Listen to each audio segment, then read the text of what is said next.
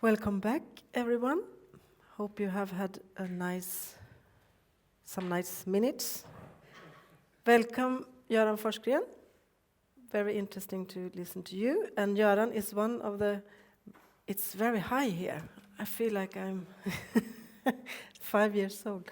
Göran is one of the writers in the book. So now you have the opportunity to listen to him, and then you can order the book and read from his master thesis. The scene is yours. Thank you, Maria. As Maria said, my name is Göran, Andreas, Gregor, Caspian, Forsgren. I'm a senior advisor here at Statped. My background is as a sign language interpreter, and I've been working with acquired deafblindness since 1996, and started off in 2011 with congenital deafblindness. As Maria said, if you want to ask questions, just go on to the chat, sli.do, and enter the code R675. Persons with congenital deafblindness, they experience the world through bodily-tactile modality. That means that all the experiences they have through bodily and tactile experience can also be expressed in the same modality. It's important to know that the signs or the expression that comes look very different from what we're used to if we compare it to cultural languages.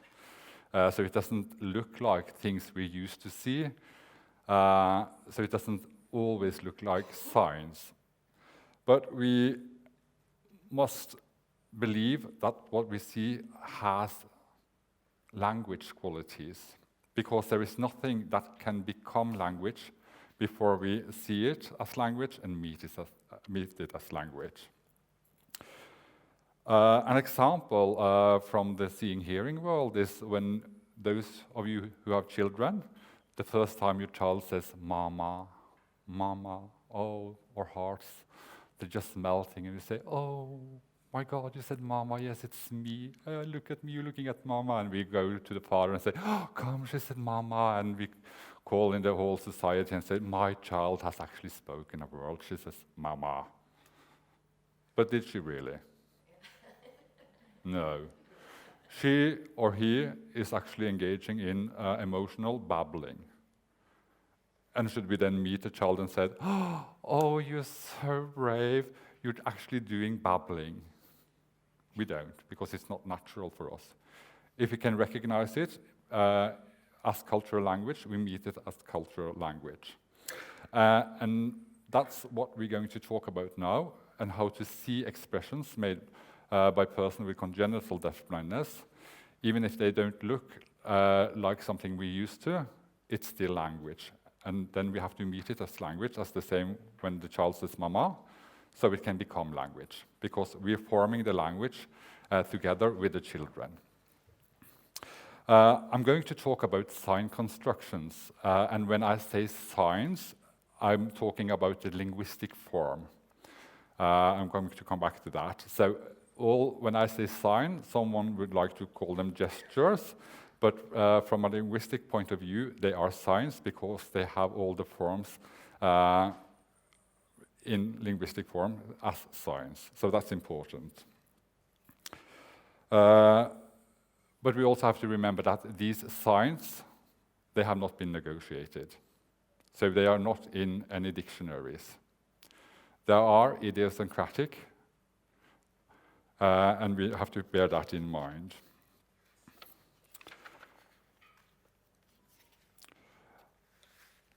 Yes, let's go on. The definition of a sign is that a sign consists of a hand shape, a movement, and a location. In Norwegian Sign Language, we have different hand shapes, like the A hand shape, the B hand shape, the claw, the C, the O, the pointing, or the index finger, the thumb, etc. So that's the hand shapes. And if I have a B hand shape with a movement towards my chest and locating it on the chest, this is the Norwegian sign for "I like." we can have the same hand shape with a zigzag movement located in the signing space in front of me, and that's the sign for fish. So that's the definition of signs and how they look.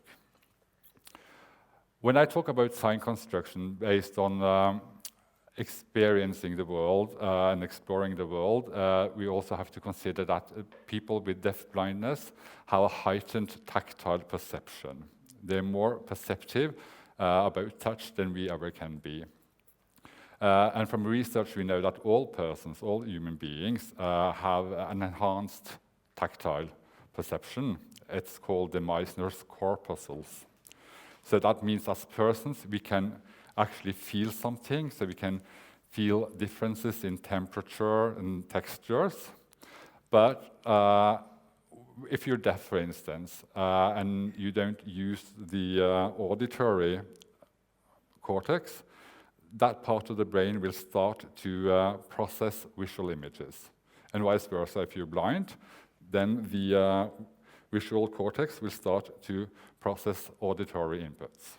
And if you're deafblind, both those parts of the brain will actually process tactile information. So when you're deafblind, you have a heightened tactile perception if you compare to seeing and hearing, or just deaf or just blind. In sign language, we talk about iconic signs. It's an iconic language.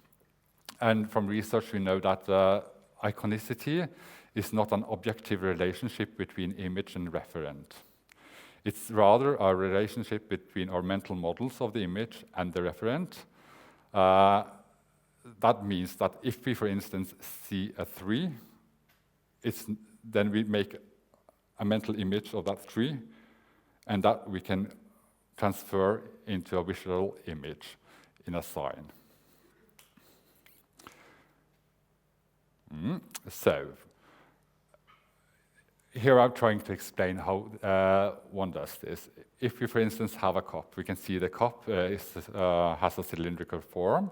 It's flat and it has a handle.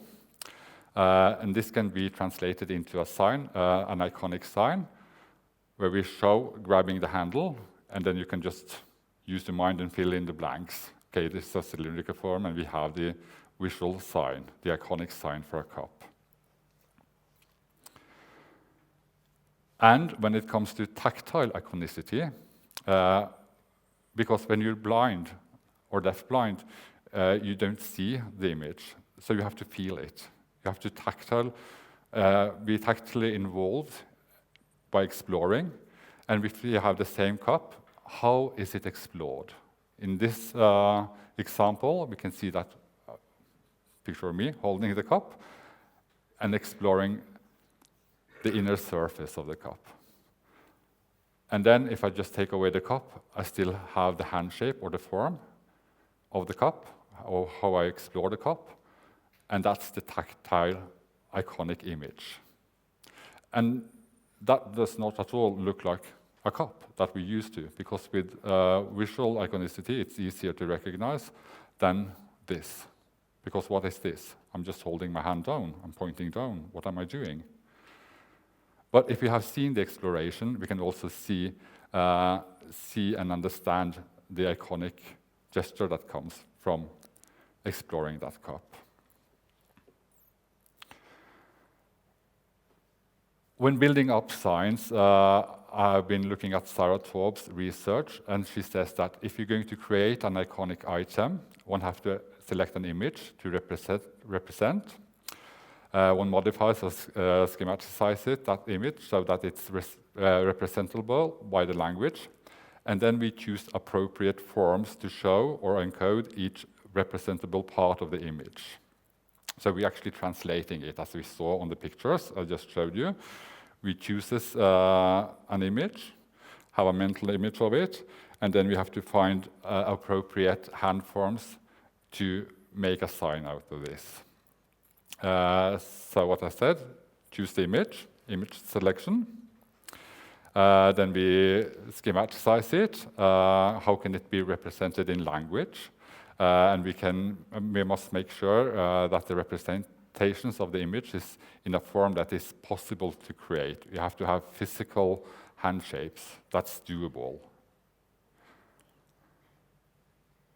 And then we choose a physical form to represent each piece, and we make sure that this substitution process preserves the overall structure from the original image. And this is easy when we look at visual iconicity, because that's recognizable, but when it comes to tactile iconicity, it can be more difficult, because it doesn't look like something we can always recognize from cultural context, if we know sign language. Again, back to the cup. The cup can be explored as we saw, like this way. We can hold the cup in our hands and we can roll it like this. And then the expression can be like that. If you look at the example I talked about earlier, the tree, if in Norwegian Sign Language, we have the sign 3. There's a ground, a trunk, and a treetop. This doesn't look like a Christmas tree, for instance, because that has this shape. But we choose an image that can be representable for all threes. But if you're blind and you're going to explore a tree, it's not necessarily that you start from the ground up, because you don't see it, but what you explore is what you have in the room in front of you. So this way you can explore a tree when you're deafblind. This is what you're actually feeling. And then we can ask, what will the sign be? How will it look? For instance, like this. This is what I felt from the tree, and this is how I'm going to express the tree. In this expression, it can vary as well, because if it's a slim tree, you have a smaller sign. And if you're exploring a bigger tree, it can be like this. So it's actually, the sign also tells something more than it's just a tree. It can be a big old tree, or it can be a slim new tree, a younger tree.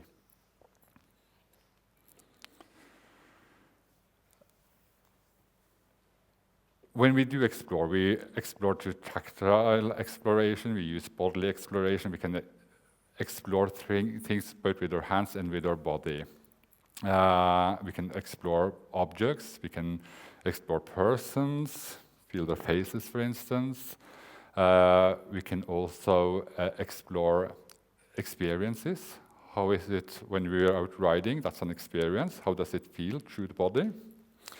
And we can also actually explore languages, other persons using languages, as Anna said something about earlier today. So when we are in tactile communication, and if I were deafblind and I'm listening to the other person using language to me, I'm exploring the way they also use language. So that's also a way you can use exploration. I'm going to talk more about this when I come to the categories, because we have made a list of 5 categories, which we can see that persons with congenital deafblindness actually use. And in all of these, you can also have exploration, because you explore the world through different modalities, bodily and tactile, and then there will be signs coming from that. The categories are as follows. The first one we call conventional languages. It's either sign language or spoken language. We can find them in dictionaries, so we know that it's easy to understand, we can learn them. We say that they have high readability. It's easy to understand because it's cultural language. The other 4 categories have something we call low readability, because they don't look like cultural language. It's more difficult to recognize them and to accept them as language.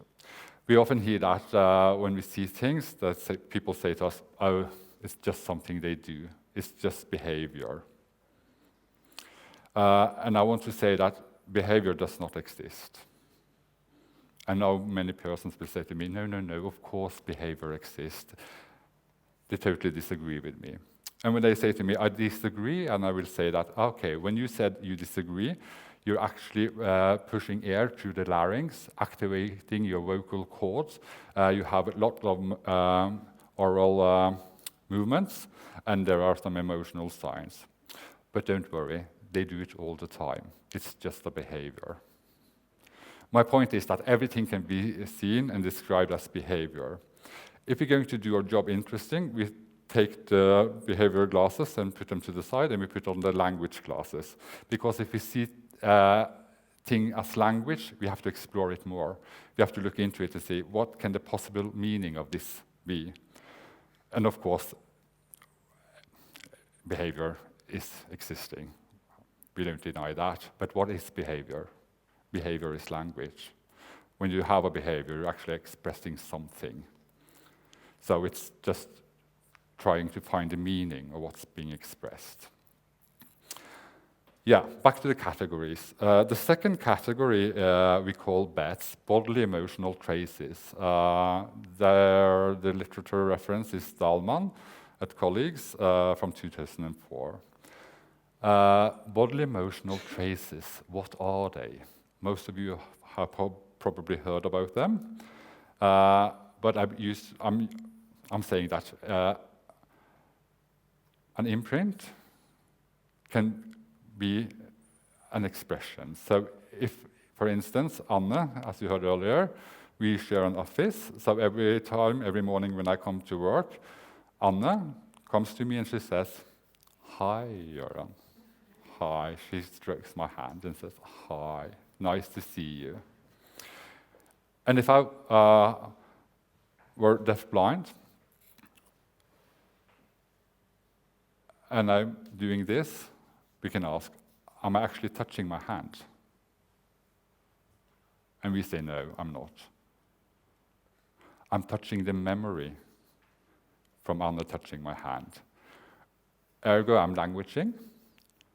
I'm not just touching my hand, but I'm expressing something which has to do with Anna. So it can either mean Anna, I'm thinking about Anna, or I'm thinking about morning, the way she greets me.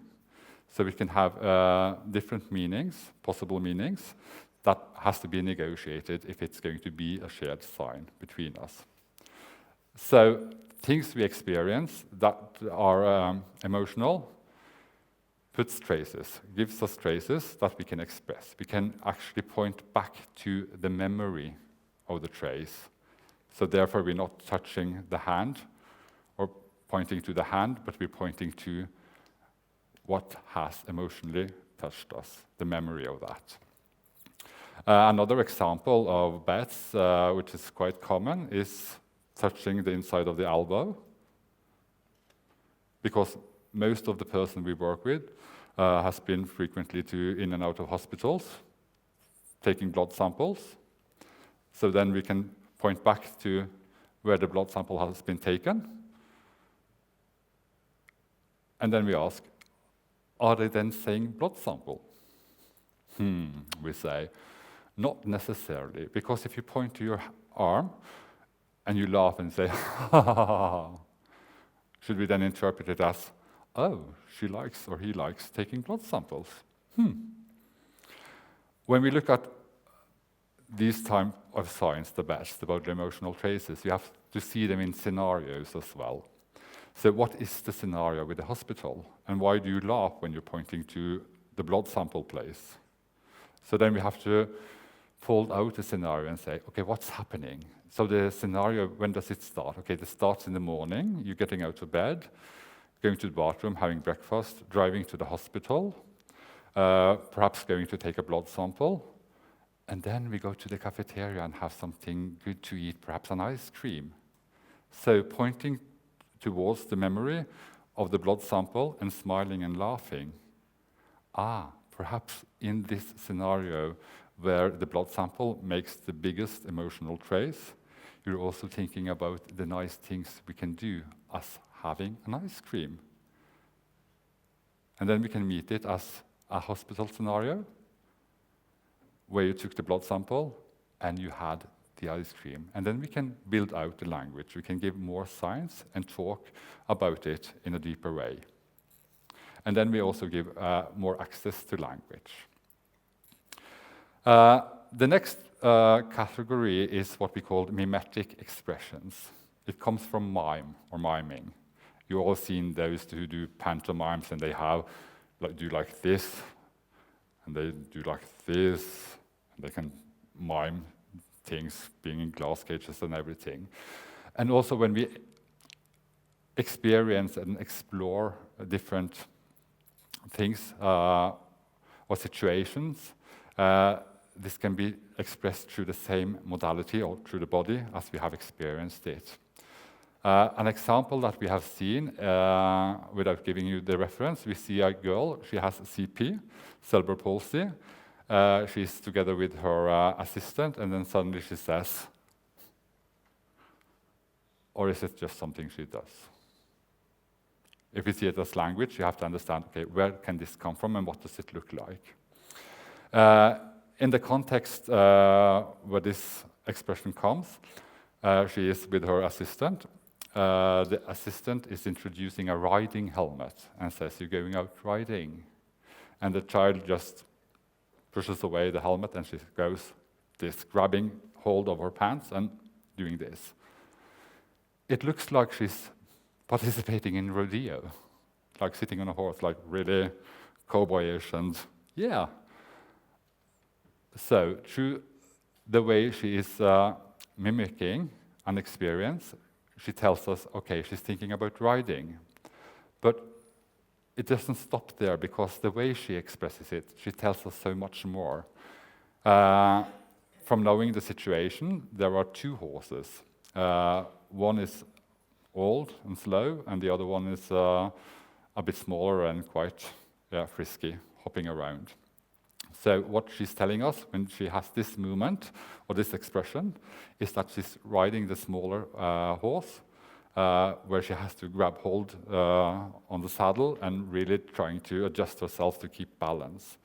Because when she's talking about the older horse, she just sits like this.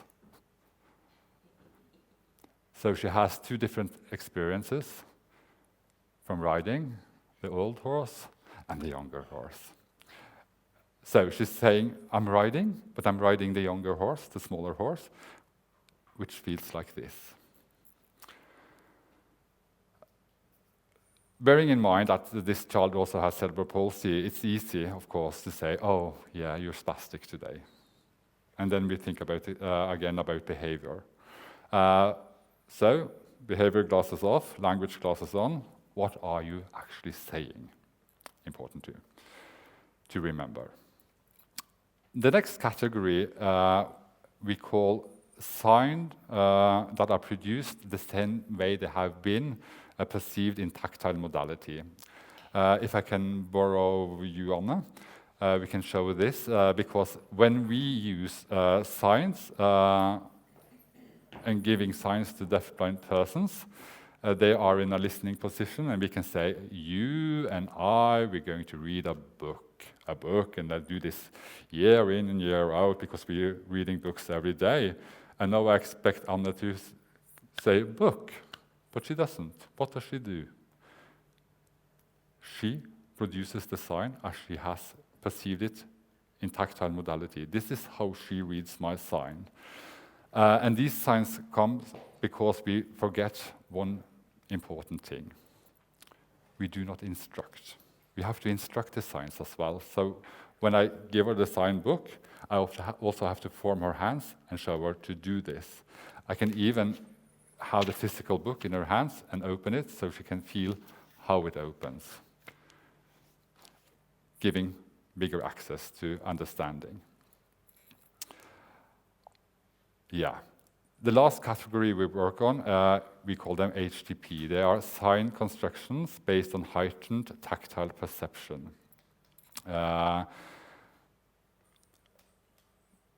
This comes from when people or persons with congenital deafblindness explore form and function of objects.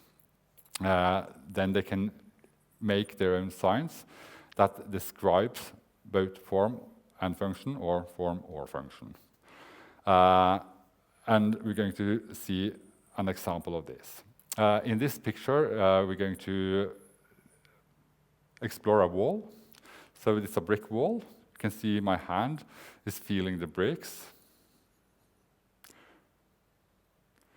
I'm getting a bird view, stretching out, feeling it. Oh, it's a big wall. It stretches up and out all directions. Stone by stone. Yeah, I'm getting some, more knowledge about the characteristica of the wall when I explore it tactily. In between, there is an indent where I can put my fingers. I can actually hold one of the bricks or for my fingers around it. And the Norwegian sign for wall is, of course, wall, in tactile modality, or wall. But the expression, and this is based on a real example, just transformed into pictures of me. And the sign that we see can come from this is, we say. He's doing something with his hand. He's moving it back and forth. Through exploring the wall and the form of the wall, we can see the representation in this sign that my fingers now represent each layer of brick. The space in between the open fingers are the indents. There goes in. And the bent thumb is where I can rest my thumb in between the stones. So that's a creative way of making a sign from what you have explored. So you make the sign. And there are many different examples. Another example we've seen is a youngster playing with his pacifier, tåtesmokk in Norwegian, where we see the child and his father. The father takes the pacifier on the arm, and the child obviously knows the pacifier, so the first thing he does is he's making a sign about something he can grab and put towards the mouth place. And then, as the film goes on, we can see that the child is grasping in the air. Or is he really grasping? And we didn't understand it first because we hadn't seen the whole film. But in the end of the film, when the child has the pacifier in his mouth, he grabs hold on the pacifier and takes it out like that. So he's making a sign about the graspability and how we can move the pacifier. And we even see that he makes this form as well, where he has his hand, which is no longer his hand, but represents the mouth, and the other one represents the pacifier, and he puts it towards the mouth place where it actually can be. So there are many examples, and this is one of the ways we actually use to see the language. As I said, it doesn't look like conventional language. It's really hard to recognize and understand. So if we can be a part of the exploration and see the way persons with congenital deafblindness explore and experience the world, it's easier for us to recognize these things. And if you know the history as well, if you haven't been in the situation, if you can talk about what have they been doing, so everyone can learn about the history, it would be also easier to recognize these signs. Were there anything else I was going to say? No. Well, that was actually what I was planning to say in half an hour. So we are open for questions. And if you don't have one, I'm just going to point towards someone and say ask. Yes, Anna.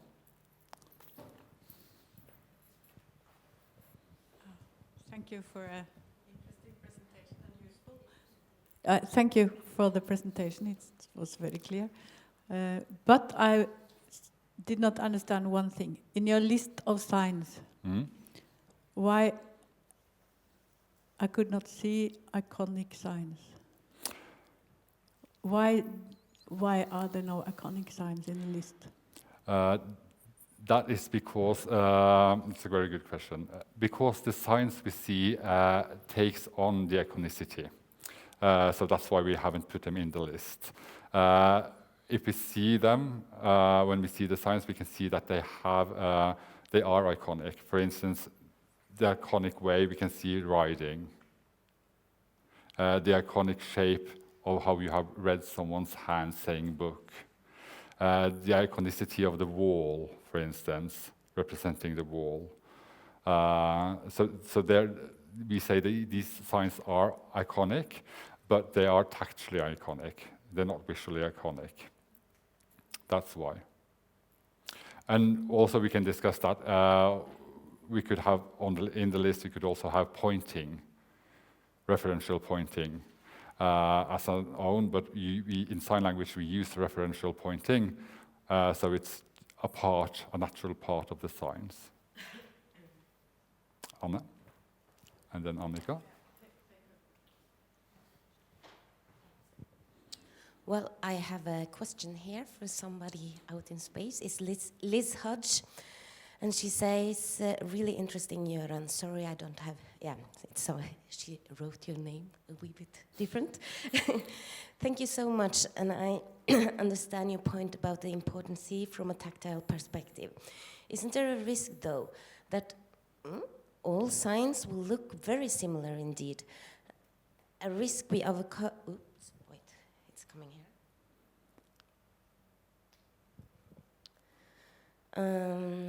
That all signs will look very similar indeed. A risk we overcome by using more conventional signs. For example, cup and tree. The wall sign, I agree, was very different.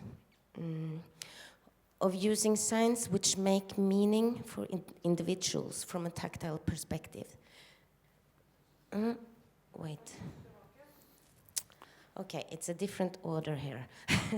Well, just can you take Anna's questions first, and yes, I please. will just because it's jumping a wee bit around here. Yeah, Anna's question first, and then we come back to Liz. Yeah. Just a question on iconicity again. Could you take this gesture? I call it a gesture, you call it a sign. I do not call it a sign until it has been what you call negotiated. I don't want to go into that, but I will just ask, can you categorize this? Can you categorize this sign? Yeah. From your list? So I would say that this is a mixed sign. Mixed because you have the BET, the bodily emotional trace, which you can point back to. By making the hand shape representing the cuff from the blood pressure machine, you're also making a tactile iconic sign. So it's a mixture between sign construction based on heightened tactile perception and also the BET where you have experienced it. So it's a mix, I think, in my opinion, this sign. And the reason we have all these categories and we're working with them is for the partner, the communicative partner, to make it easier for them to see and understand. Because if we can understand the origin or the etiology of the sign where it's coming from, then we can understand it much quicker. So it's easier for us to go into negotiation about the shared meaning. So it's just a way to make it easier for us to understand where does it comes from, because we don't need to search so much. Because if we say, okay, this most probably is a BET, bodily emotional trace, then we can think, okay, what did make the trace? If we say it's a HCP sign, okay, they have been exploring something and making a sign. What have they explored? So it just gives us some shortcuts to understand, okay, where does it come from?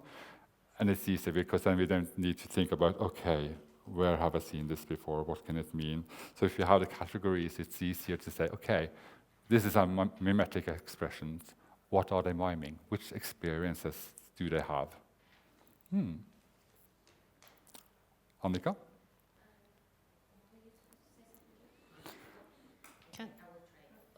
Are you finished, or can I have a question in between?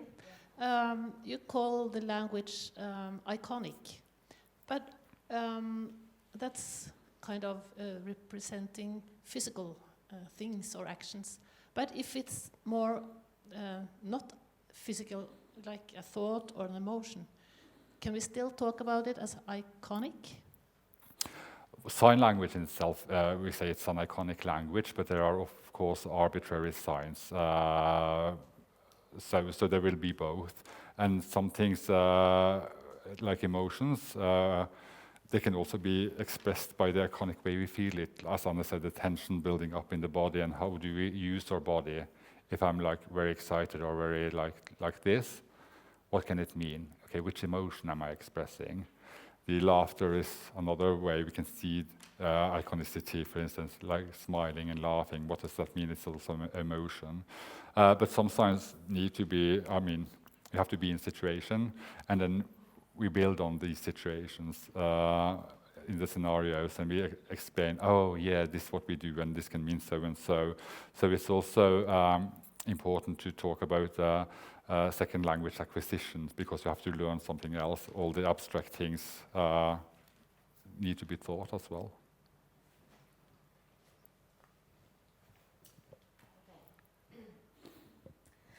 I will try, and I hope, Liz, I got it right. Sorry, because the inconvenient. Well, what Liz is writing is, I understand your point about the importance of using signs which make meaning for the individual from a tactile perspective. Isn't there a risk, though, that all signs will look very similar indeed? A risk we overcome by using more conventional signs. And I hope that was the right way, Liz. If not, tell me. Yeah. As communicative partners, we of course use conventional signs in the communication. But to look at the authentic expression, the authentic language coming from the person with CDB or congenital deafblindness, it's their first language, their authentic language. And how does that look? For instance, if they've been exploring the cup like this, they won't say cup, they will say cup.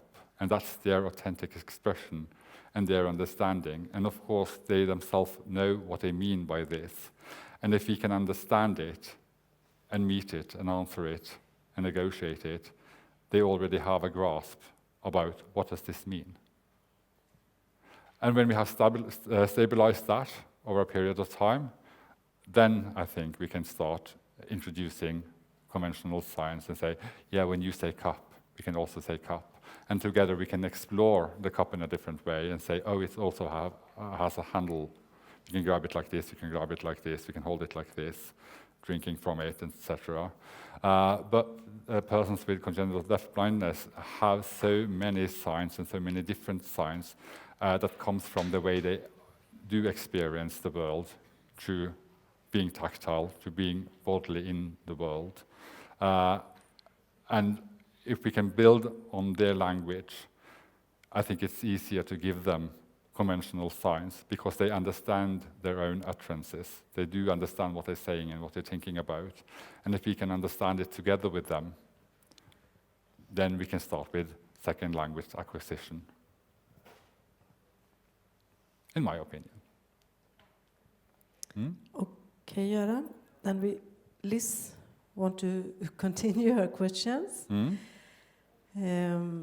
Second question. I do agree with your points, Göran, but as you said at the beginning, we pick up on young children speaking and pick up spoken words which sound like actual words.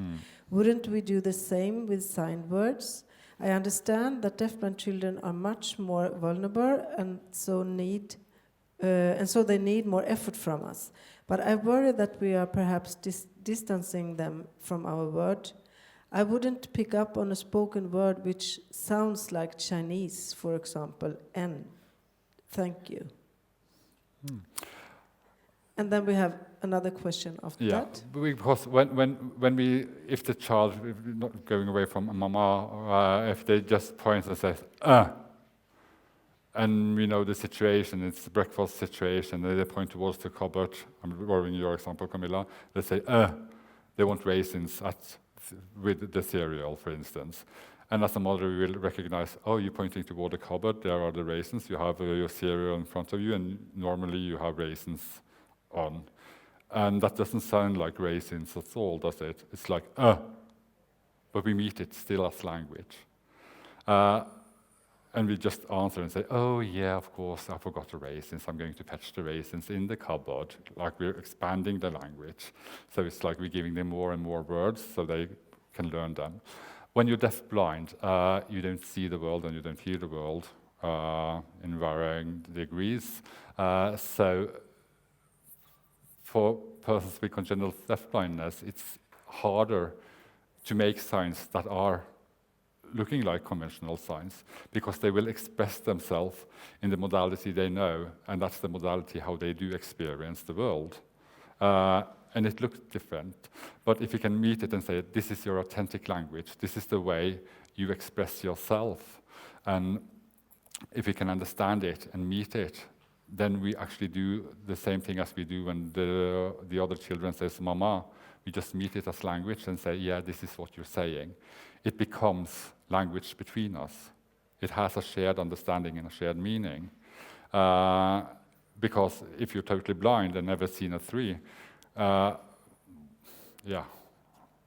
possible is it that the child suddenly will say tree if they've been just feeling the tree this way?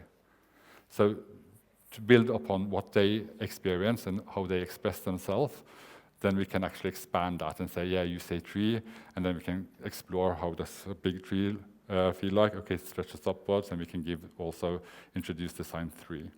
I'm not saying that we should just look at the authentic language, because we need to give access to the world as well.